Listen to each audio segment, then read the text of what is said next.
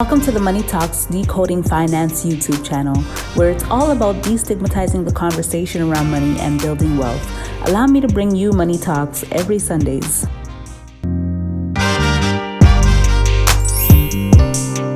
Hey, what's up, y'all? My name is Harpreet Gill. Welcome back to Money Talks, where we decode all things finances.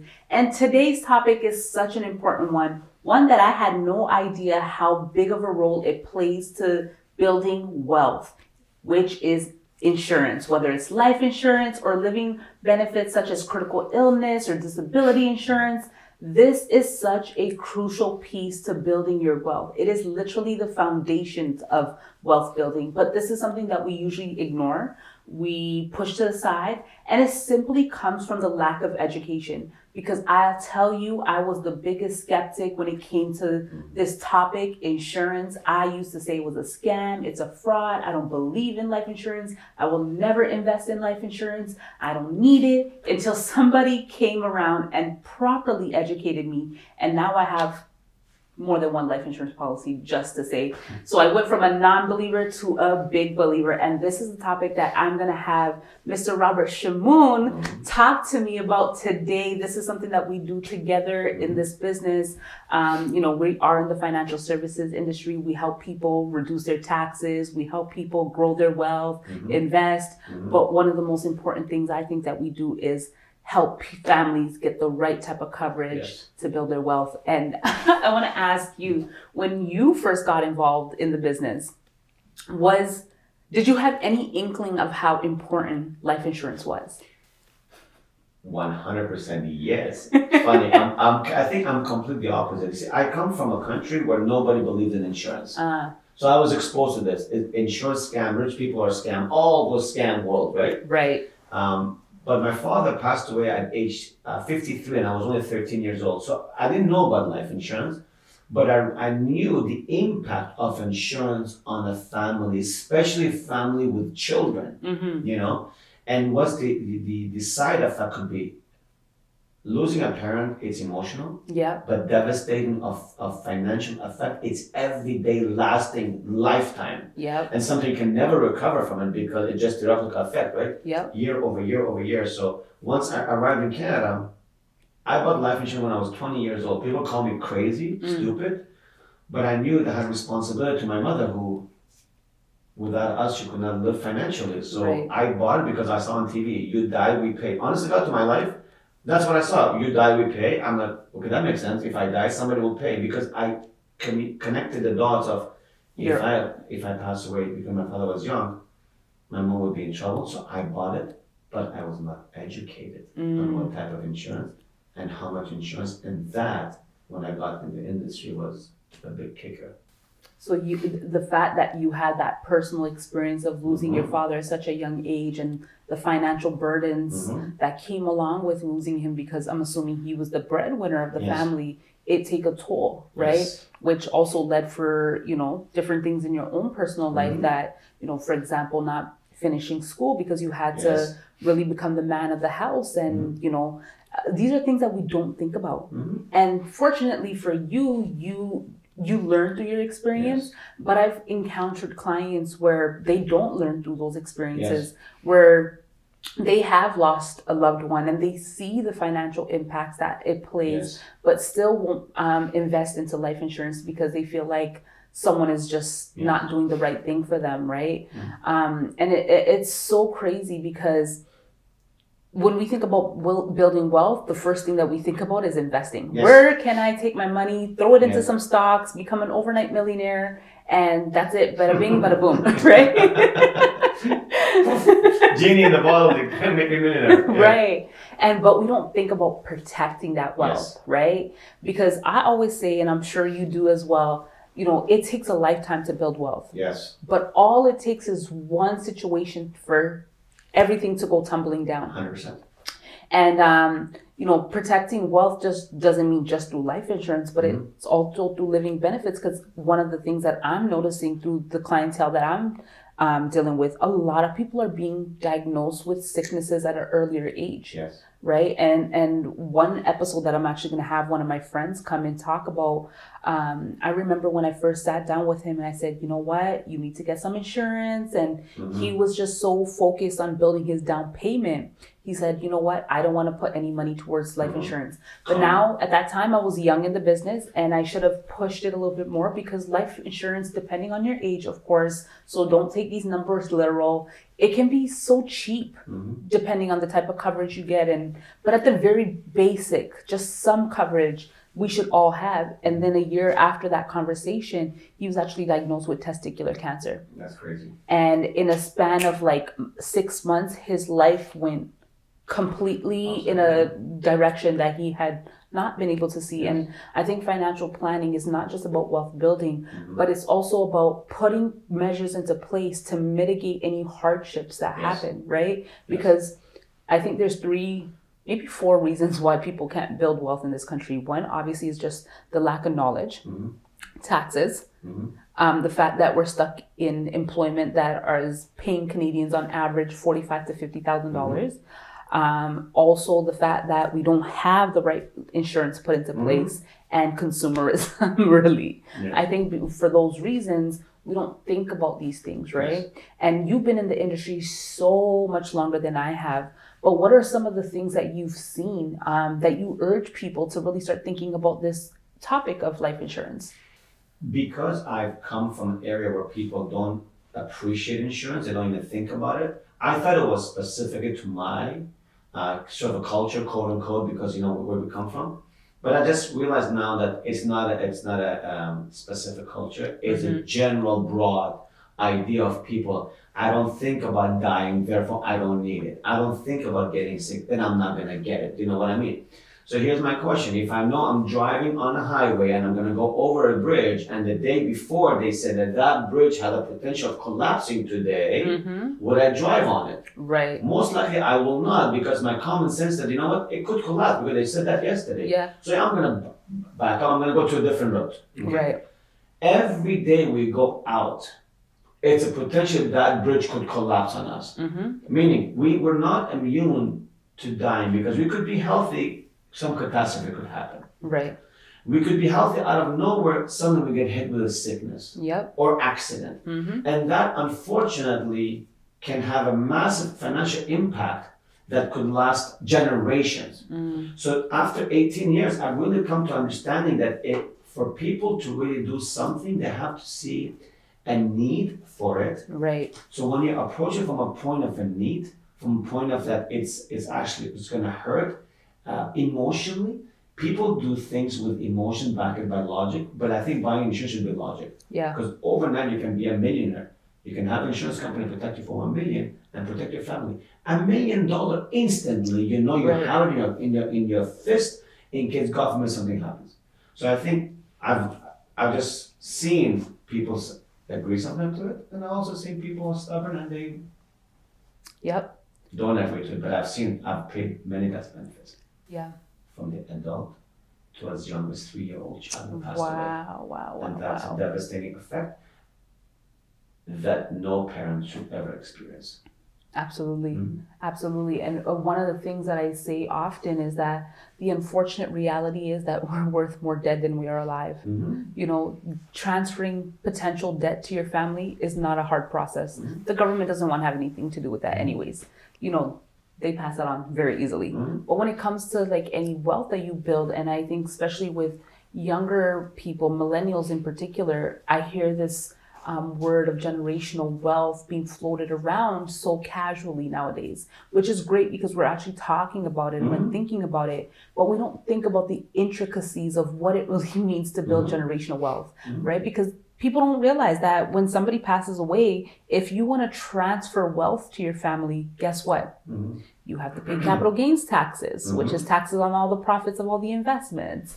You have to pay probate fees, which is an additional tax that they throw on. You also have to pay taxes on your final years. So let's just say somebody dies in 2019. they still have to pay taxes for that last year that they were alive, which is absolutely mind-blowing to me. Yes. And let us not forget about our funeral costs.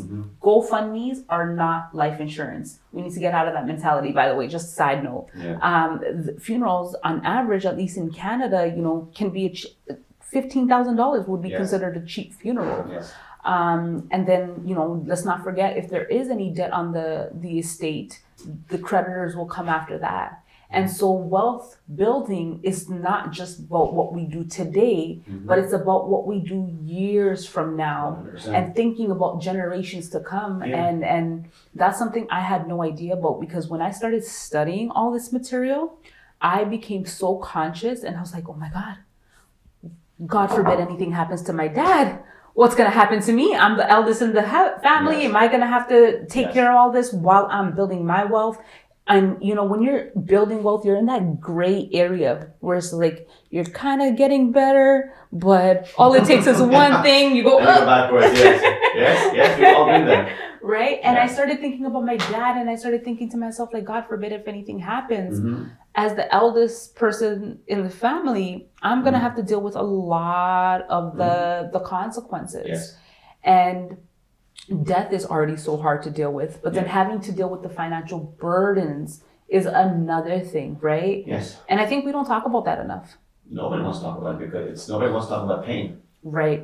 But I also think that it comes from the lack of education, Yes, of course. right? Because, in the last year alone, I've been able to at least close, I think it was 100 and something policies already. There's a lot of people you help out there. Yeah, but it just, people are starting to think about it differently. No one has ever really met too many insurance agents who come through an educational perspective. It's more like a transaction. So you're a client, let's make this transaction. You have life insurance and I'm gone, I'm vanished. I don't see you for the next 15 to 20 years. At least from my experience, for a lot of the clients that I've been dealing with, that's what I've been seeing. Yes. And what do you have to say? Like, because, like I said, you have a lot more experience in the Yes. industry than I do when it comes to generational wealth and life insurance. So I never like to use the word insurance agent anymore, Right. because I realize there's such a bad stigma to it. So Right. let me give you a very simple analogy, and please exercise this. If today I could give you financial independence, meaning you never have to worry about money again, would you take it? Think about it. Everybody wants financial independence, correct? Yeah. So let's talk about this. Financial independence is having enough money to generate income for you, therefore you can do what you love the most. Yes. Not necessarily go to work, you can do charity stuff, you can travel, you can do whatever you want. That's what financial independence really is. So if we know financial independence is such a sweet conversation, such a sweet topic, but to get to that point, it's process, it's a journey, will take years. Yeah. How about today, I give the same peace of mind and financial independence today to my family in case as I'm building my beautiful financial independence, something happens to me. Okay? So now I am given financial independence at either spectrum of my life. God forbid if I prematurely pass away or I get sick, I protect my wealth, or hopefully the better part, I'm gonna build my wealth and I'm gonna enjoy it. Right. That's a true financial independence. So if people see insurance as financial independence throughout the journey to build their own wealth and so forth, they will never look at the insurance as insurance. Because now you look at something greater. Right. It's a truly financial building. Intergenerational wealth, if you speak to anybody who's wealthy, they understand, if I can buy this cup today for 20 cents instead of $1, of course I will buy it, yes? Yes. Everyone will buy it. That's a common sense. Intergenerational wealth, meaning I can transfer more of my money to the next generation at the least amount of expense to my family, to my hard work. So insurance could be transactional in the quote unquote the government eyes or the process, that it can buy your estate at a lower cost. And it costs you way less payment. Yes. So wealthy knows the formula, Right. therefore they exercise because it's common sense. Yes. Most of us were taught, because we don't understand that I am not paying $1 million for $1 million.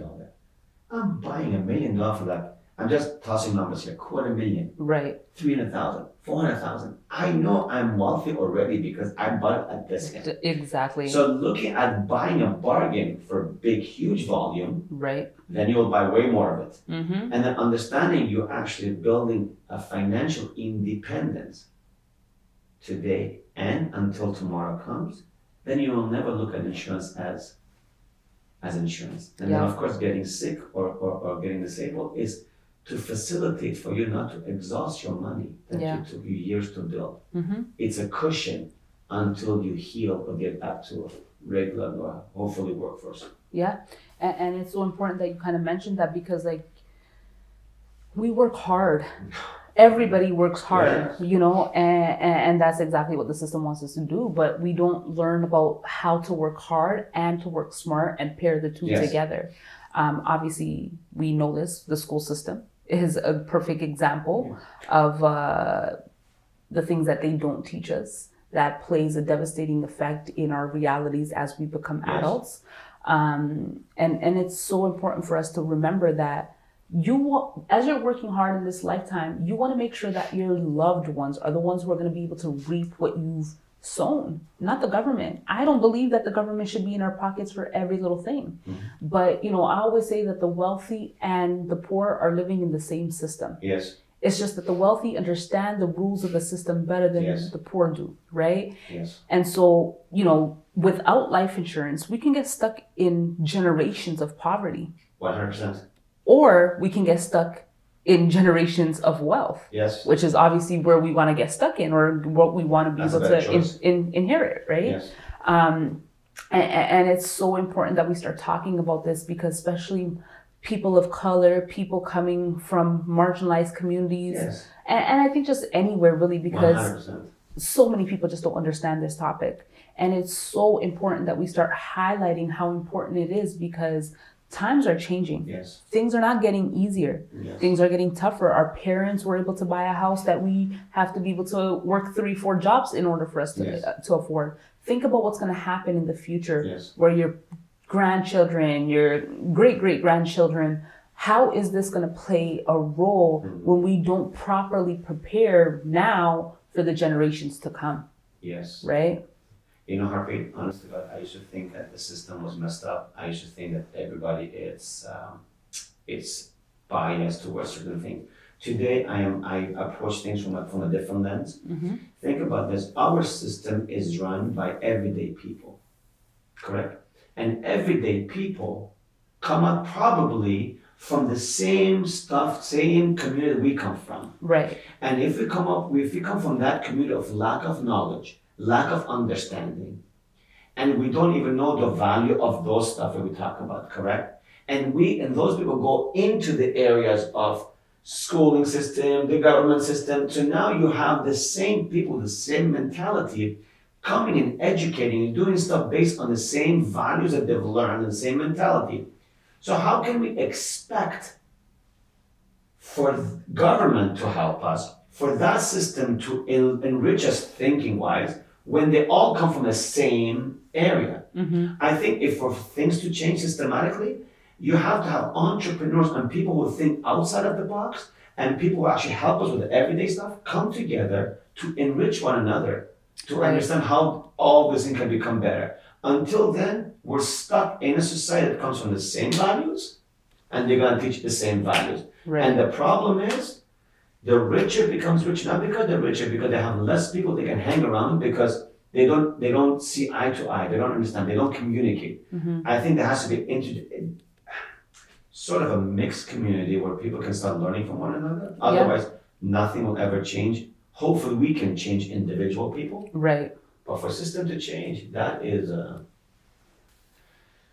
You know, that's a big conversation itself, you know, hence the reason why I decided to get into financial services because, you know that my background's in social work. For those of you guys who don't know, I'm a social worker. That's what I used to do for 17 years. And I got involved in financial planning because when I started to understand the rules of money, I said, you know what, I need to bring this back to my community.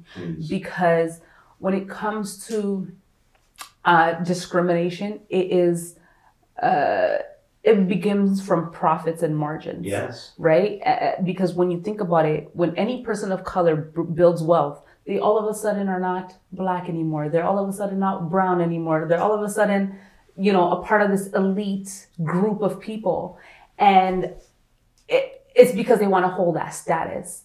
But if we can teach everyday people the same things that those people know, we have more of an even playing ground. And of course, slavery is a whole topic in itself.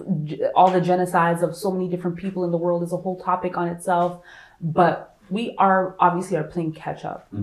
And, intergenerational wealth happens over generations. Yes. You know what I mean? It's not going to happen in one generation. You can build maybe riches in one lifetime, but wealth cannot happen in one lifetime. That has to happen intergenerationally. The Oprahs of the world, the Bill Gates of the world, the Elon Musks of the world are not your everyday stories. No. Right?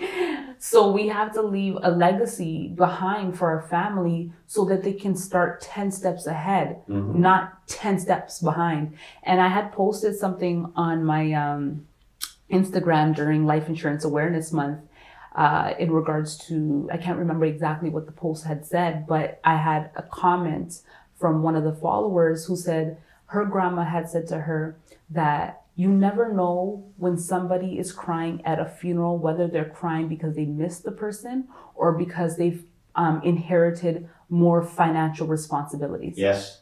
Right? And I never thought about it like that. Yes. That's very profound, actually. It really is. Yeah. And it just kind of took me by surprise. I was like, even though I've been doing this for 2 years, I never really thought about that part. Like, even though we talk about this all the time, but the way she said it, I was like, oh my God, that is so true. Right?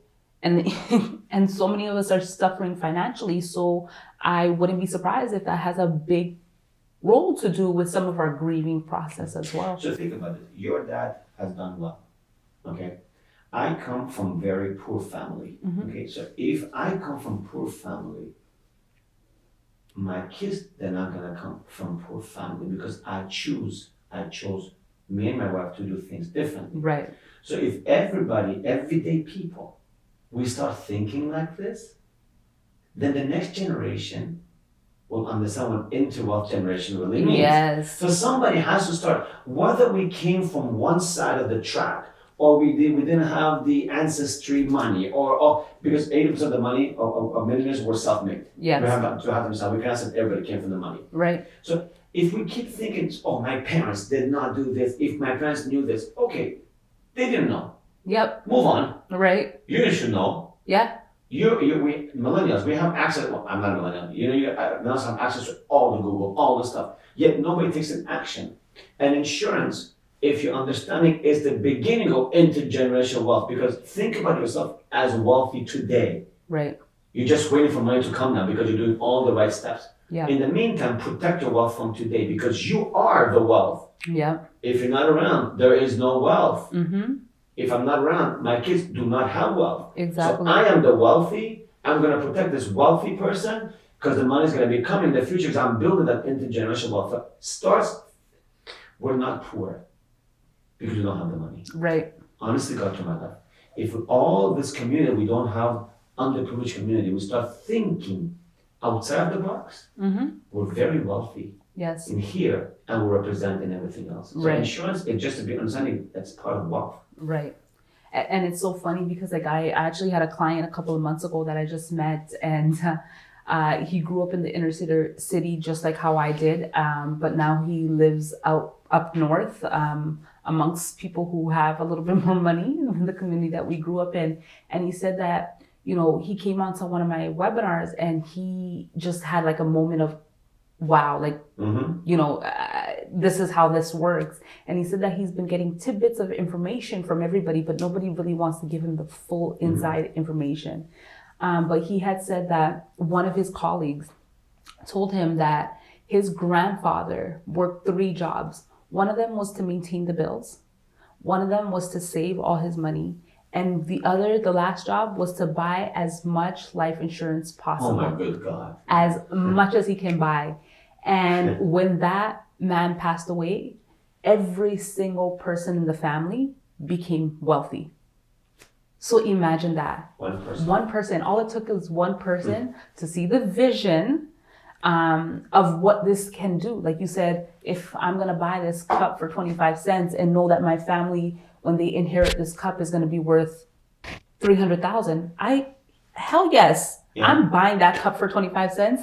That's exactly what insurance is. And I think a lot of times we don't find value because a lot of times when we make a transaction with money, we're getting something tangible. But in this case, we're getting a piece of paper that says Yes. X, Y, and Z. Yeah.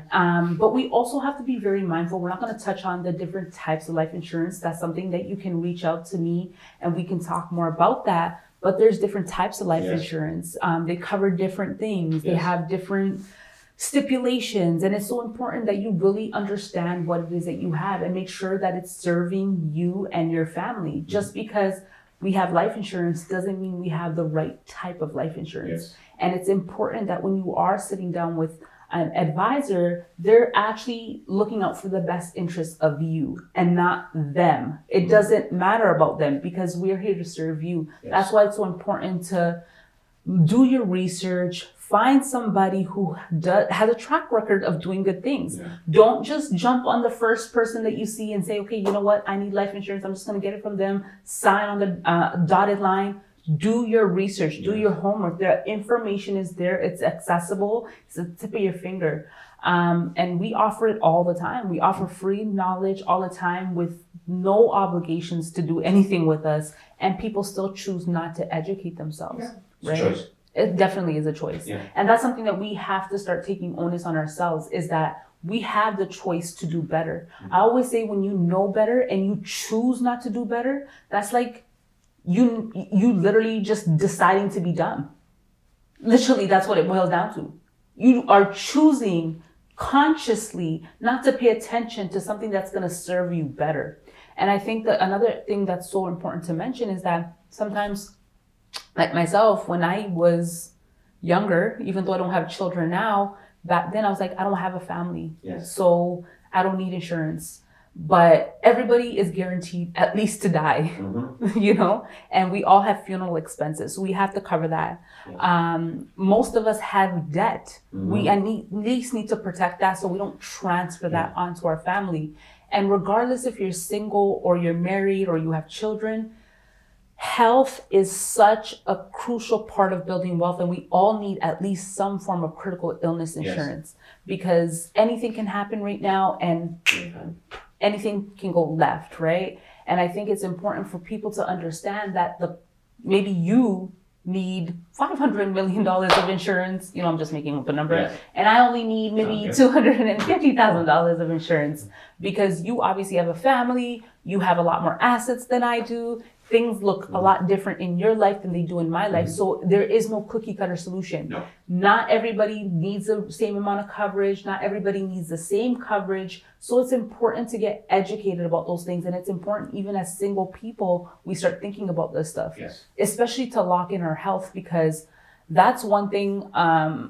In this last year, I think I've had at least 15 people get denied of life insurance. I bought insurance for my children when they were 15 days old. Can you imagine at 15 days old, the risk is way less than an insurance company. Right. Therefore, the cost is so much lower. Now I secure my children insurability. Forget about how much wealth they're going to have with the Right. plan, with the type of plan they have. But what my kids will pay, it's nothing, even if it's a fraction of what I'm paying Right, because I locked in at a 15 days old. right, And people think you're morbid, you're thinking about your kids passing on. You know what? That's again poor mentality.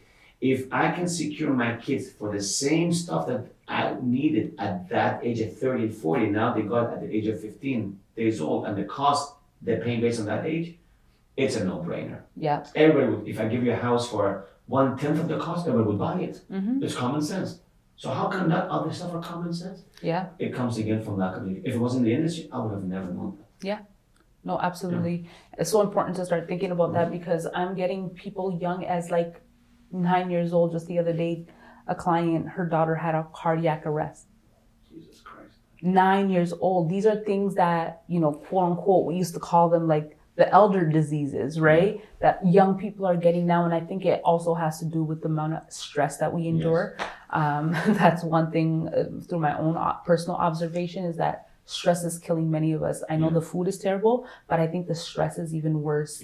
And people don't realize that the impacts that it makes on your organs. And genetically might have been inherited from your parents, you don't even know about. Right.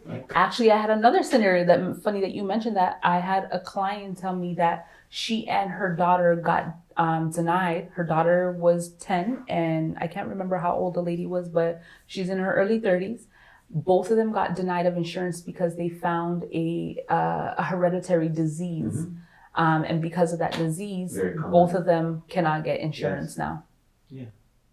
It's very common. So common. We see it because we are involved in it. Right. Other people don't really see it because they're not really involved in it, right? And I think also just the fact that we don't have conversations around these topics. One, we don't talk about money. Two, we do not talk about our health. So, you know, before getting into the industry, I used to hear like, you know, health, and people's health are not as great as they used to be anymore. And I'm like, I don't really see it.